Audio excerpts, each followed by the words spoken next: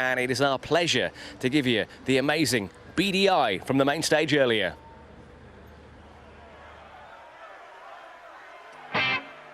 Right then, so apparently this is 3D, yeah? This is getting filmed 3D. And I was wondering what these fucking bambinos would look like in 3D. Any good?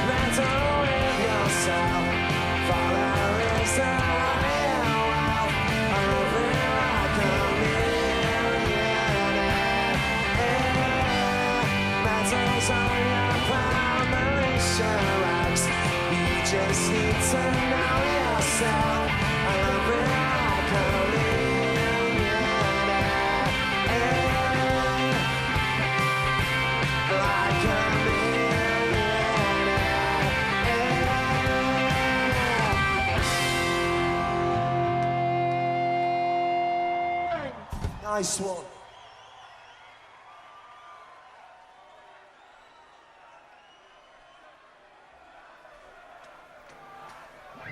You're nice and wet then.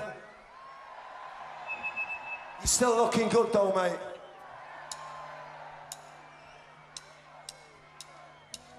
You didn't know what to say.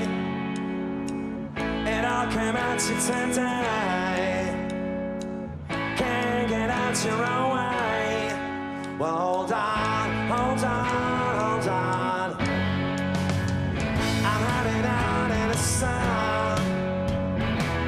I'm getting everyone done. Just me and no one. Here I come, here I come, here I come. Just coming around. I'll squeeze and fold you. Coming around. I'm just gonna show you.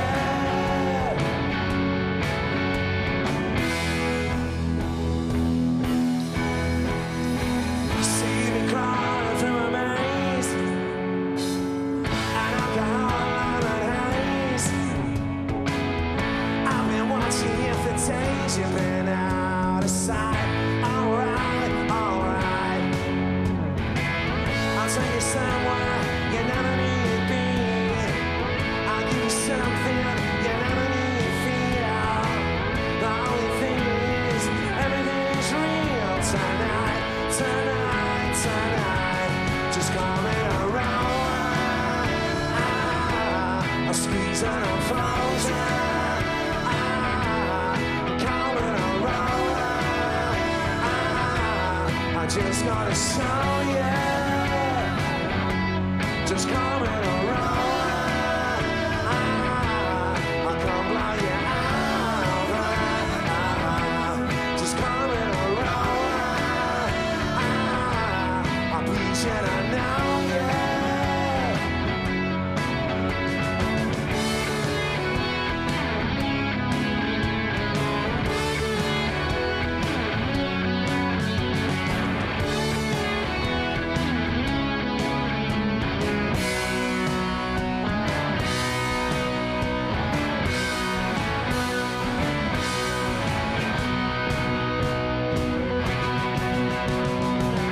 I'll take you somewhere you never need to be.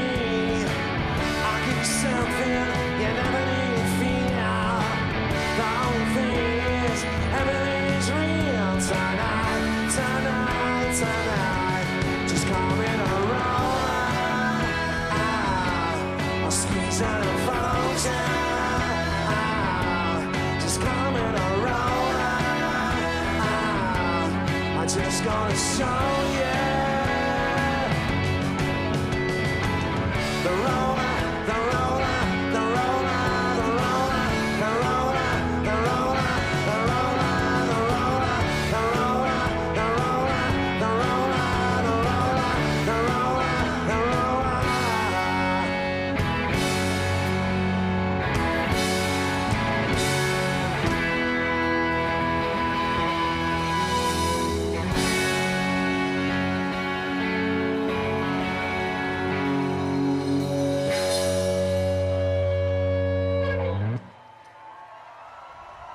Thank you. Beady on the stage earlier on the main stage. Nice jacket, Liam, isn't he wicked? Let's go over now to the acoustic part and meet Andy Bell and also, of course, Liam Gallagher from Beady. All right, everybody, Andy and Liam, Beady are here, and I got to tell you, we're actually well, not only are we delighted to see him, we're also relieved to see him as well, because the rumour was that you weren't actually going to get across. The sea was so rough, but you're here. Well, we had an helicopter booked and that's gone fucking tits up, so we had to get on a boat. And the boat was all right, but it was all right, man. It's a bit of wreck, Two you boats. know. Yeah, we got two boats. We got the boat that we got, and then it couldn't pull up to the side, so we had to get on the little boat to get to the thing, and then swim the last bit.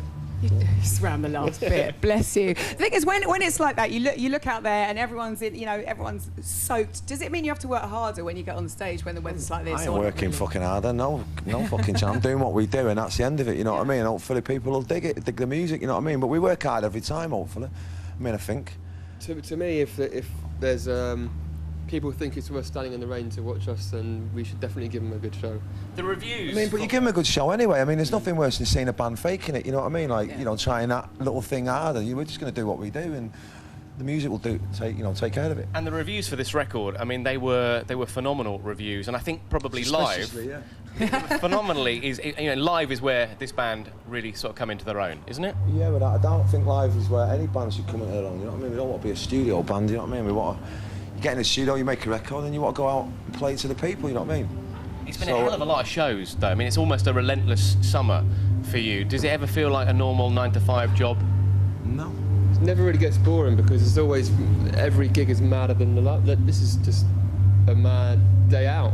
It is a mad day out. You forget about the gig part until about 5 minutes before you go on stage, and then Yeah, we done a festival the other day in Denmark, and we thought we were playing thought like it was a fucking sausage festival or something. There was like 3 people there. And I thought, what the fuck? What have we done, man, to deserve this? But it was all right. The gig was good, man. You know what I mean? Were there more than 3 people when you went on? I imagine. There was about 1,000, but it just looked like it had that vibe of like a tractor. It was like a tractor festival, you know, where they turn up and they show off the fucking tractors. You know the ones where they slide down the hills in them gaffs, you know, like mud, you know, you can that shit. tell those just ones because those are the ones on the schedule that none of the management come to. Yeah. They'll turn up and see you in Milan or Paris or New York, but then there'll be ones where no one turns up and you can't get them on the phone, and you're thinking, oh well, I know what's going on here. Oh, bless them. It's been a bit of a sort of weekend of collaborations. Yeah. You know, Iggy with Dave Grohl Grohl was dancing on stage with him. I just kind of wondered whether John that is Paul something Jones, C6 Steve that was on very stage good. together. Would you guys consider doing that? Is there? I mean, obviously, Kasabian are on after you. You're good friends with the band. Is that something you might be sort of tempted to do, or is it all about BDI? Oh, it's definitely all about BDI, man. I'm not into all all that collaborating thing, you know what I mean? We just get on and do our thing, you know what I mean? Always, 9 out of 10 times it always ends up shit anyway, so you might as well just stick to what you know. And talk of a second album already. Are you already stockpiling songs whilst you're on the road? We've got songs, we've got loads of songs for that, and we've demoed about 3 already. The idea is to probably, pull this thing off the road around about Christmas time, and then start maybe February or something. It'll be out hopefully next year. Next year, definitely. But Yeah. round about summertime, because we like putting it out in the summer. You don't put a record out in December or anything. Or Put it out and take it on the road. Do you feel like the pressure is off for the second record? Because maybe it was all eyes on the first album and whether they could pull it off. Clearly that's happened. Second album, maybe a little bit more easier for you? There wasn't any pressure on the first one because we sort of did it in secret. We kind of just got on with it, and by the time people were starting to realise what was going on, we'd done it. The idea with the second one is like, now that we know that people actually are into it, you know what I mean? It's not, we're not fucking massive and that, but the vibe is that people want us to still make records, you know what I mean? So we're going to go in there and make a better record than we did on the first one. That's the name of the game, you know what I mean? Whereas if people had gone, fuck that shit, not having any of that, then who knows where we would be? Maybe queuing up after that band to get a job in McDonald's. But, we're definitely into making music, and the people that have been coming to our gigs want us to make more, so we're going to do that, you know what I mean? Fantastic stuff. And I must ask you about your production company. Rumours, are they rumours or not, making a biopic of the Beatles story? The script's finished, man. We've got the money to make it the other day, so yeah, that's going to be starting at the end of the year. Wow. Can you tell us about casting and who? Well, I ain't got no idea the casting yet. I leave that up to other people. But my idea, I want Johnny Depp. I'd like Johnny Depp to play Derek Taylor. I think he'd pull it off. He's a bit eccentric and that. Now whether that happens or not, 2 different things. You know what I mean?